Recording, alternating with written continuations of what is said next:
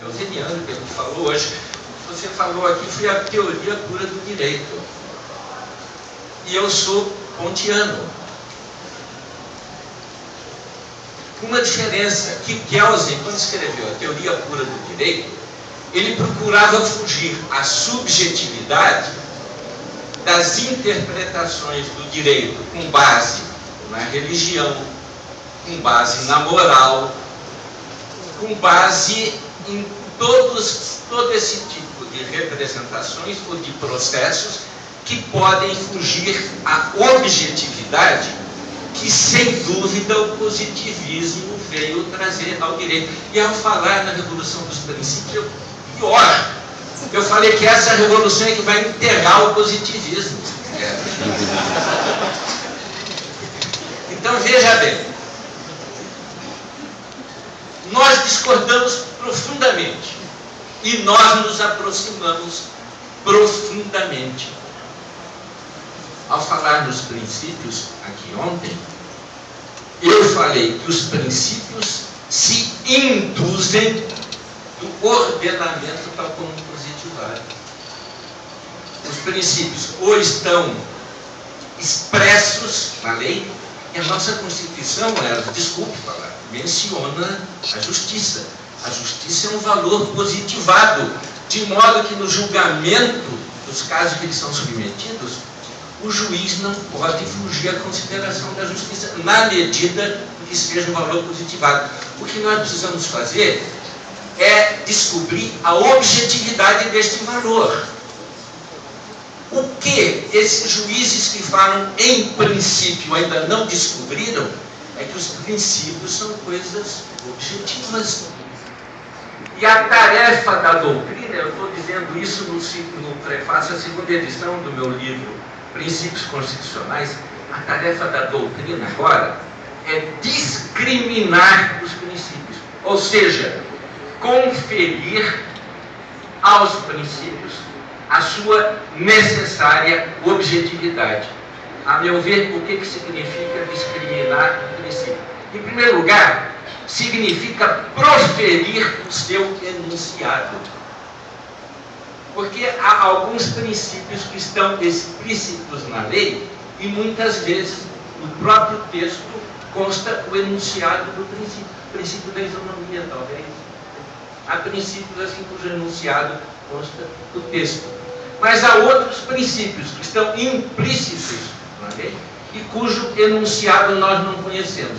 Então as tarefas da doutrina daqui para frente, para fazer essa revolução, no sentido de preencher o vazio ético da norma, consiste, primeiro, em enunciar os princípios. Porque as normas, ou pelo menos no texto normativo, consta enunciado da norma. O princípio não, a gente fala, o princípio da dignidade da pessoa humana, e cabe tudo, mas não cabe tudo. Cabe tudo na medida em que nós desconhecemos o seu enunciado. A tarefa da doutrina é proferir o seu enunciado. E segundo lugar, desenhar o seu campo de eficácia. A partir do momento em que nós conhecemos, por exemplo, o enunciado do princípio da justiça, que, a meu ver, é inafastável do ordenamento.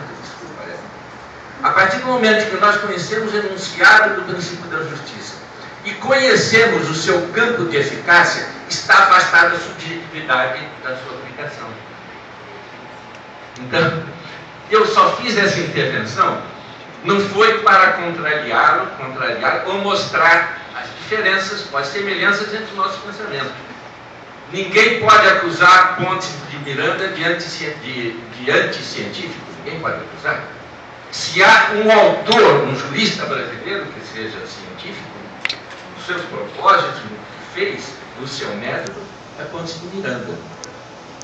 Mas, então, eu tinha que vir aqui para falar essas coisas, porque eu aceitei.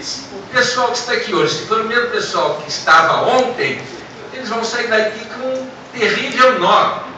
E eu não sei até, doutora Renata, se teria o caso, na sequência, quem sabe a gente aprofundar essa reflexão, por algum tipo de prática que nós possamos estabelecer.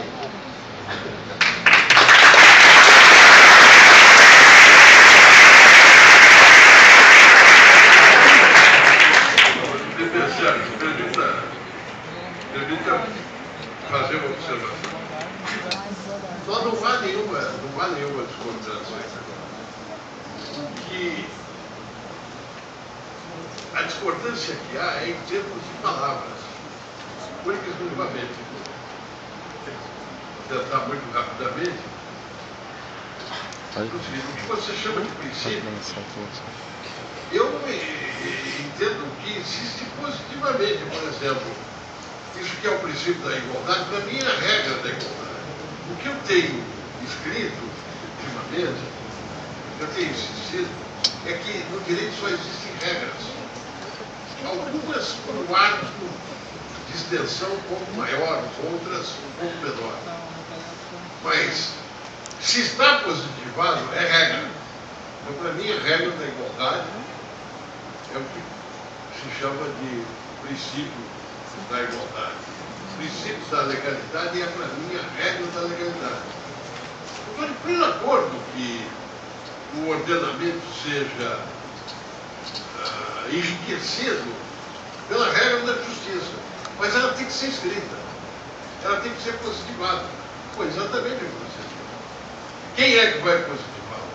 Bom, quem tem que positivá-la é, de uma forma ou de outra, quem escreve o centro. Porque se eu permitir que o intérprete vá além, aí nós estamos com tudo absolutamente feito. Percebeu que nós, na verdade, estamos de acordo? E o nó é menor do que parecia. O nó é menor do que parecia. Deixa eu fazer também uma outra observação pessoal, que para mim é muito oportuna.